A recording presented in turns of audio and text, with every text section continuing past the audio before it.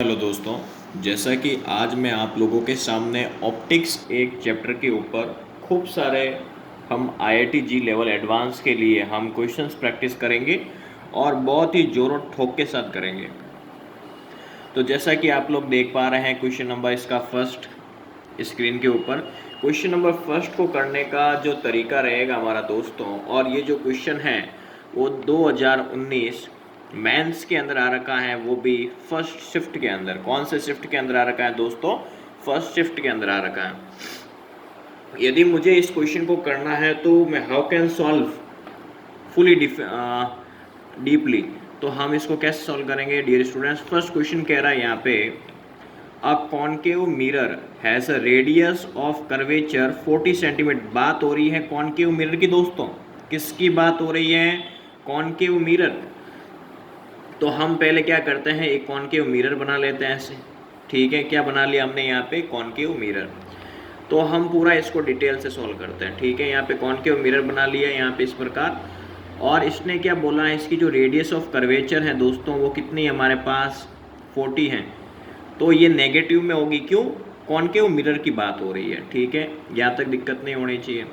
अब इसके बाद इसने क्या बोला है, इसे at the bottom of glass that has water filled up to 5 centimetre. जो ये वाटर दिख रहा है आपको अंदर, इसको कहाँ तक फिल किया हुआ है? 5 सेंटीमीटर। कहने का मतलब ये है दोस्तों कि जो ऑब्जेक्ट है वो 5 सेंटीमीटर डिस्टेंस पे रखा हुआ है।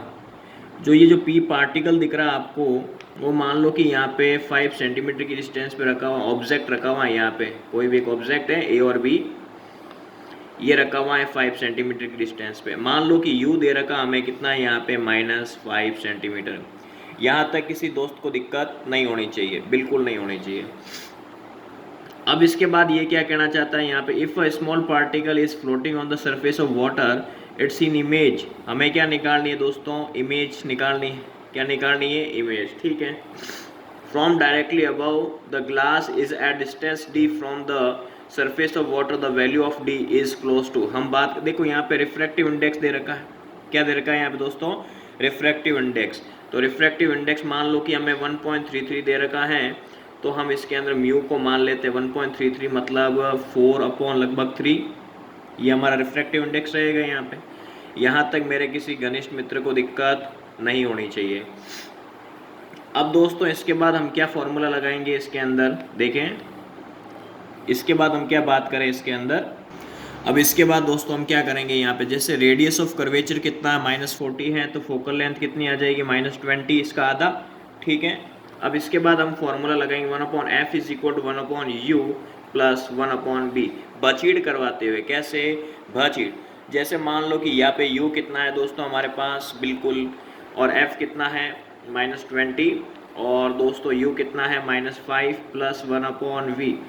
तो ये उधर चला जाएगा, 1/v is equal to 1 - 20 plus 1/5, that's the LCM 20, then minus 1 plus 4, that's the answer 3/20।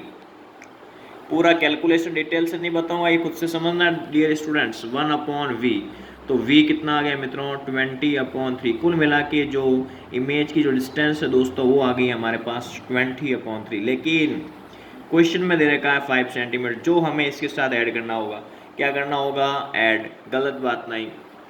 तो हम क्या करेंगे? टोटल डिस्टेंस तो निकालनी है, यहाँ पे 20/3 है प्लस 5, तो टोटल मिला के क्या मामला बन जाएगा? 35/3। मैं डिटेल से बात नहीं करूँगा, ध्यान से, यहाँ तक किसी को दिक्कत नहीं होनी चाहिए। अब इसके बाद हमें निकालना क्या? इस क्वेश्चन में क्या बोल रहा है क्वेश्चन? हमें निकालनी है द वैल्यू ऑफ डी। क्या निकालनी है? द वैल्यू ऑफ डी निकालनी है, जो न्यू बन रही है इसके अंदर। ठीक है दोस्तों, तो हम बात करेंगे, मान लो न्यू वाली d'/d is equal to u2/u1। First medium के सापेक्ष सेकेंड मीडियम का जो भी हमारा अपवर्तनांक होता है, हम उसकी बात करें रिफ्रैक्टिव इंडेक्स की। तो दोस्तों यदि मुझे d' चाहिए तो d उधर चला जाएगा, और μ2/μ1 ऐसा फॉर्मूला मेड होगा कि नहीं होगा? अरे बोलो भाई। और d कितना हमारे पास? 35/3 है। μ2 को हम 1 लेंगे, μ1 कितना हमारे पास? μ1 कहाँ है? ये रहा हमारा μ1, 4/3। आगे बात दिमाग में यहाँ पे रखना है आपको। तो 4/3, 3 से 3 बचीड कितना आ गया 35/4, डिवाइड करो, ठोको डिवाइड, तो आंसर कितना आएगा देखो यहाँ पे 4 8 पॉइंट समथिंग।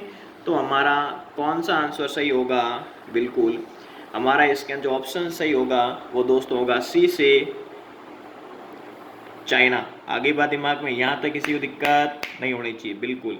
अब हम बात करेंगे क्वेश्चन नंबर 2 पे दोस्तों।